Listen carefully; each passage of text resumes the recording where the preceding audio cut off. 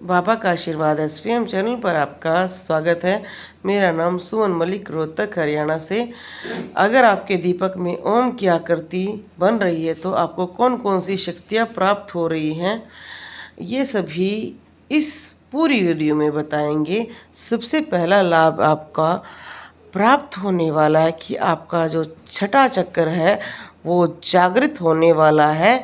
इसका आपको संदेश मिलता है, आपको उसके लाभ मिलते हैं, क्योंकि कहा जाता है छठा चक्र जब भी जागृत होता है तो हमें वाक सिद्धि मिलती है, वाणी की सिद्धि मिलती है।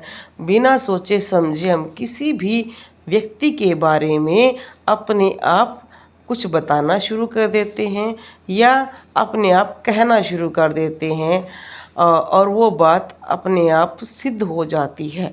जैसे बहुत सारे व्यक्ति बताते हैं कि जैसे मैंने सुना कि आज उनकी बहू एडमिट है तो अपने आप मेरे मुख से निकल गया कि उसको लड़की होगी या लड़का, और वही बच्चा पैदा हुआ जो मेरे मुख से निकला।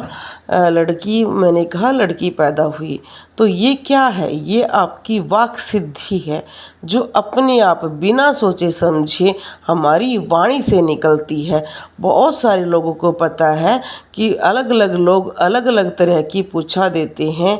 बहुत सारे लोगों की आप वीडियो भी देखते होंगे, कोई आंख बंद करके बताता है, कोई वाणी के द्वारा अपने आप नाम पूछते ही बताना शुरू कर देता है, कोई लिख कर बताता है, कोई आपके घर से कोई सामान लेकर गए उसको सूंघ कर बताता है, कोई व्यक्ति आप से कुछ सामान मंगाता उसको खाकर चबाकर बताता है।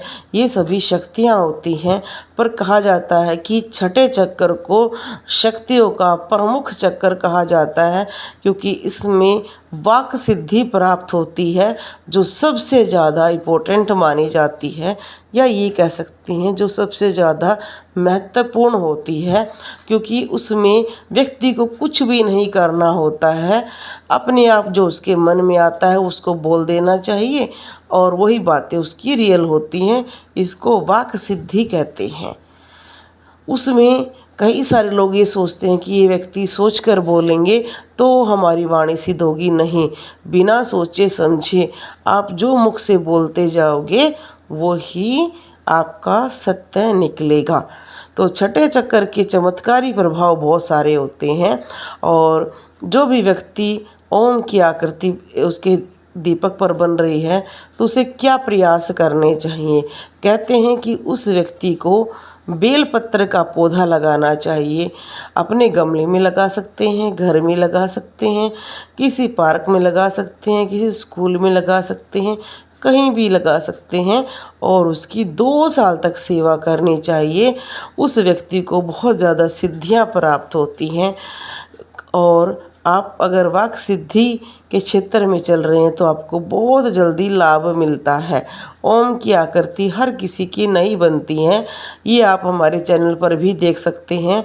हमारे चैनल पर भी सिर्फ 3 या 4 ही वीडियो ऐसी हैं जिनमें ओम की आकृति बनी हुई हैं।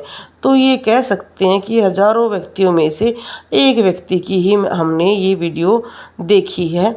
और हमारे चैनल पर इस तरह की पहले भी वीडियो हैं, आप उनको भी अगर देखना चाहें तो देख सकते हैं, और उनमें भी हमने अलग अलग विषयों को बताया है। आप वो जाकर भी ज़रूर देख लेना। यहाँ पर हम शक्तियों की बात करेंगे।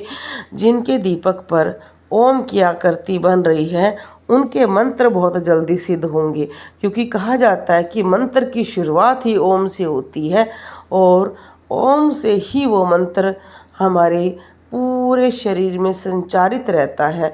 तभी आपने देखा होगा कि बहुत सारे लोग कहते हैं कि जब मैं मंत्र जाप करता हूँ तो मुझे पूरे शरीर में चींटियाँ चलती हुई महसूस होती हैं। किसी किसी व्यक्ति को तो लगता है कि उसके शरीर के आसपास सरपनी दौड़ रही है, क्योंकि हमारी जो सरपनी होती है वो हमारे शरीर में भी होती है। अलग अलग उसको प्रभाव महसूस होते हैं। जो ये लोग सोचते हैं ना कि ये चींटियाँ क्यों रेंग रही हैं, क्योंकि आपका जो मंत्र जाप है पूरे शरीर में आपके ब्लड के साथ घूमता है और वो उसको शुद्ध करता है।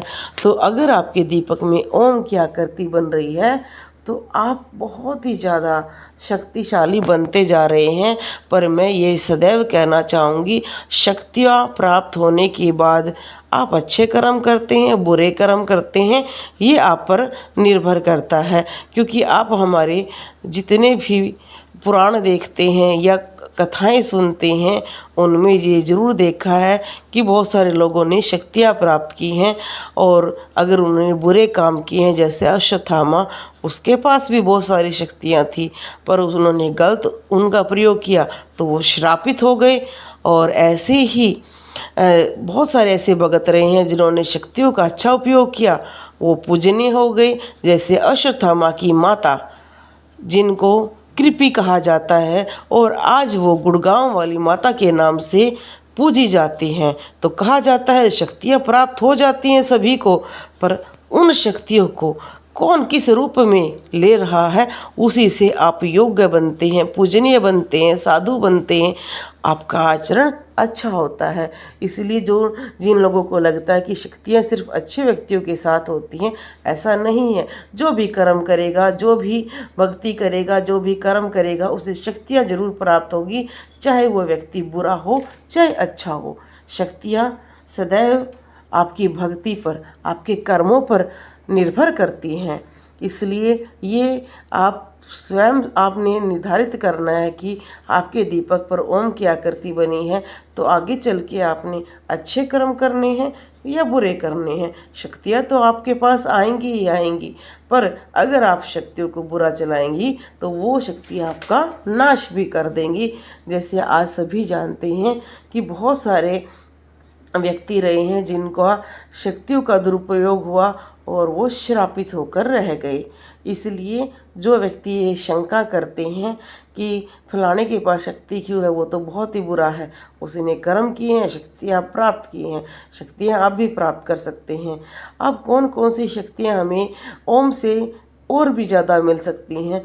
अगर कोई व्यक्ति त्रिशूल शिवजी के मंदिर में चढ़ाता है तो उसे शक्तियाँ और भी ज़्यादा प्राप्त हो सकती हैं। क्योंकि कहते हैं शिवजी को जो त्रिशूल चढ़ाता है तो त्रिशूल में भी ओम होता है, और वो बहुत ही अच्छा होता है।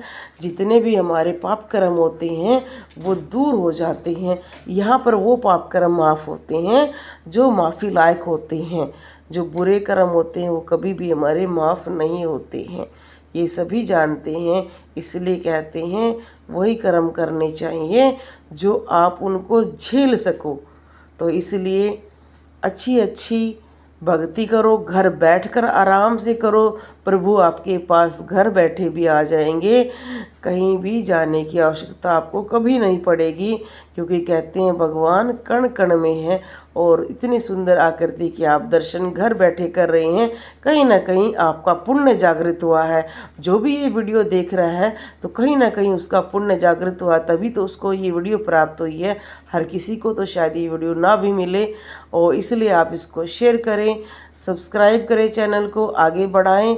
बोलो जय श्री राम। बाबा का आशीर्वाद SPM चैनल आप देख रहे हैं रोहतक हरियाणा से। रविवार को दरबार भी लगता है, आप दरबार में भी आ सकते हैं। बोलो जय श्री राम।